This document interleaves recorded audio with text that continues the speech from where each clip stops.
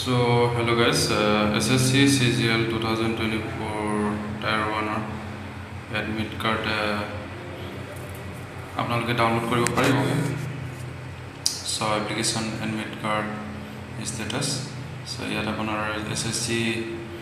আমাৰ নোটিছটো চাব লাগিব NER so আপোনালোকক লিংকটো দি দিম so আপোনালোকে ডেসক্ৰিপচনত গৈ লিংকটো ডাইৰেক্টকৈ ডাউনলোড কৰিব পাৰিব so ইয়াত ক্লিক কৰাৰ লগে লগে ক্ৰমত ওলাই কৰিব ক্ৰমত ওলাই গৈ আপোনালোকৰ এনেদৰে খোল খাই যাব তাৰ তলত স্ক্ৰল আপ কৰিলে এনেদৰে ৰিসেন্ট আপডেটত গৈ status then e-admit card for combined graduate level examination Tier 1 লিখা আছে আপলোড ডেট 28 আগষ্টৰ পৰা চলি আছে সো ডিটেইলছত ক্লিক হিয়াৰ বুলি লিখা আছে সো তাত ক্লিক কৰিলে status and admit card পাই যাব so your registration ID date of birth থাকিলে আপোনালোকে এপ্লাই কৰিব ডাউনলোড কৰিব পাৰিব যদি এটো পাহৰি যায় সো ৰোল নম্বৰ ইউজ কৰিব পাৰিব